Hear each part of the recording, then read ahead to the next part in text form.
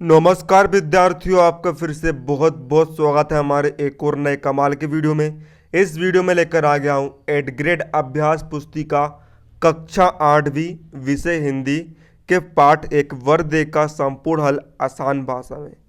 जी हाँ, यदि आप इस वीडियो को देख लेते हो तो आपको इसके सारे प्रश्न उत्तर ईजिली सोल्व कर पाओगे।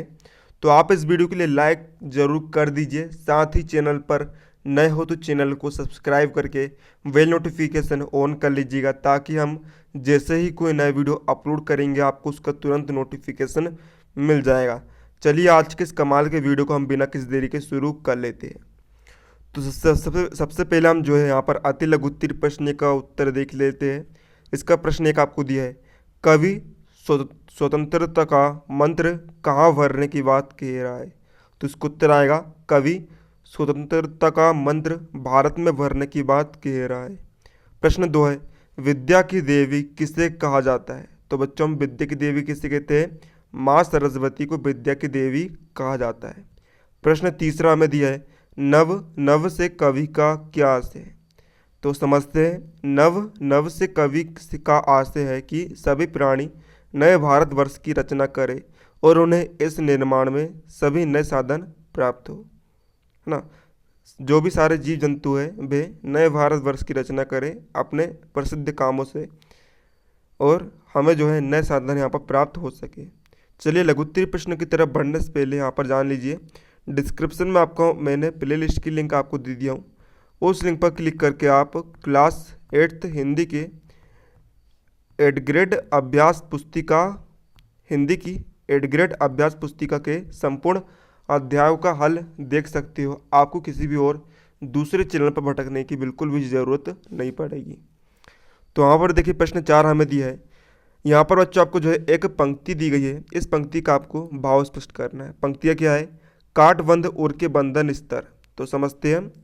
देखिए यहाँ पर जो कवि है वह माते को कह रहा है, माँ को कह रहा है, पर मातृभूमि है ना, जो हमारी धरती माता उसको कह रहा है, काट अंध उर के बंधन स्तर, है ना। मतलब मनुष्य मात्र के हृदय में जो अज्ञान के बंधन स्तर है उन्हें काट दे।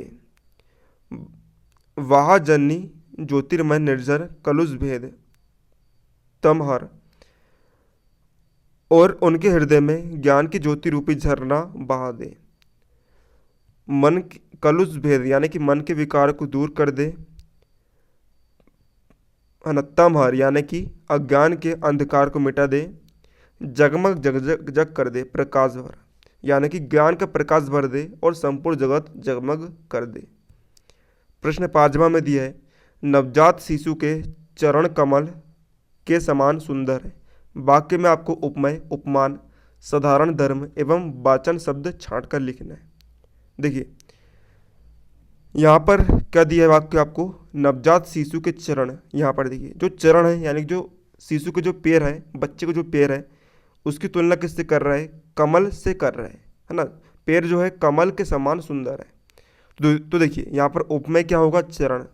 उपमान क्या होगा? कमल। क्योंकि देखिए उपमेय का अर्थ होता है जिसकी तुलना की जाए किसी दूसरे वस्तु से। तो यहाँ पर देखिए किसकी तुलना कर रहे हैं हम? चरण की तुलना कर रहे हैं। और उपमान मतलब जिससे तुलना की जाए। देखिए सिंपल से डिफरेंस है। उपमेय का अर्थ होता है जिसकी तुलना की जाए, और उपमान का अर्थ होता है जिससे तुलना की जाए। तो यहाँ पर किससे तुलना कर रहे हैं? कमल से, तो ये होगा उपमान। अब देखिए यहाँ पर साधारण धर्म क्या होगा? इसे हम गुण भी कह सकते हैं। गुण क्या है? सुंदर। और वाचक शब्द क्या है यहाँ पर? समान। प्रश्न 6वां आपको दिया है, आकाश के 3 पर्यायवाची शब्द लिखकर उन्हें वाक्य में प्रयोग कीजिए। तो यहाँ पर हम आकाश के 3 पर्यायवाची शब्द लिख देते हैं। पहला है गगन, दूसरा है नभ, तीसरा है आसमान। तो सबसे पहले हम जो है गगन का वाक्य में प्रयोग देख लेते हैं। क्षैतिज में धरती और गगन मिलते प्रतीत होते हैं। नभ का वाक्य में प्रयोग करते हैं, नभ में पक्षी उड़ते हैं। आसमान का वाक्य में प्रयोग करते हैं, पतंगे आसमान में उड़ती हैं। चलिए दीर्घ उत्तरी प्रश्न की तरफ बढ़ने से पहले मैं आपको बता देता हूँ, आपको डिस्क्रिप्शन में लिंक मिल जाएगी। उस लिंक पर क्लिक करके आप टेलीग्राम चैनल को सब्सक्राइब करके वहाँ पर आप इस चैप्टर का फुल PDF सॉल्यूशन डाउनलोड कर सकते हैं, तो आप जाइए और डाउनलोड कर सकते हैं। चलिए अब हम आगे समझ लेते हैं। प्रश्न 7वां हमें दिया है कि आप माँ सरस्वती से अपने राष्ट्र के लिए वरदान में क्या क्या मांगना चाहेंगे।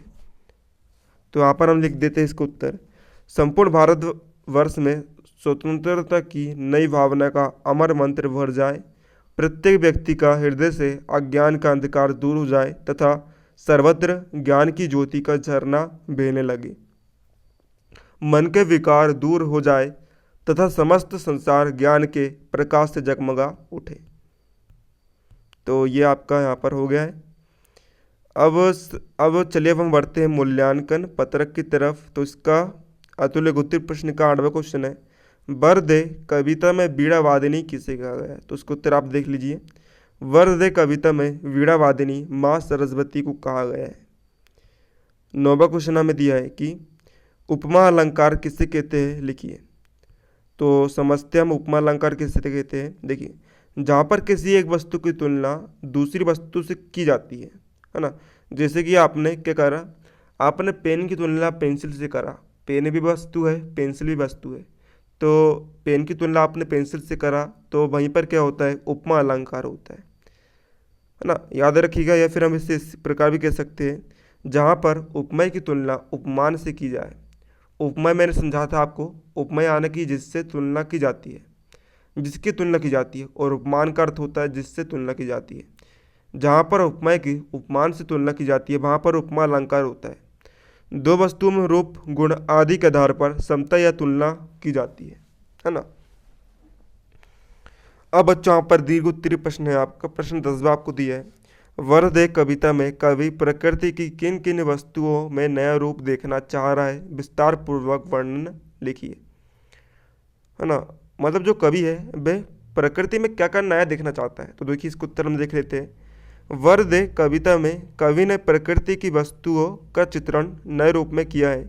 वे चाहते हैं कि प्रकृति में कोई भी वस्तु अपने पुराने स्वरूप में न बनी रहे। वे चाहते हैं कि वहाँ माधुरता हो, भावुकता हो, सजीवता हो। प्रकृति प्रत्येक बदले हुए स्वरूप में प्रेम और सौंदर्य का उपदेश देती है।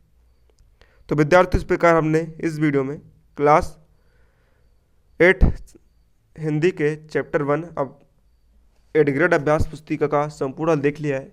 तो वीडियो पसंद आता है वीडियो को लाइक कर देना, साथ ही में अपने फ्रेंड को ज़्यादा से ज़्यादा शेयर करिएगा ताकि सभी विद्यार्थियों को हमारे इस वीडियो का लाभ मिल सके। तो मिलते हैं अगले किसी नए वीडियो में, तब तक के लिए जय हिंद, जय भारत।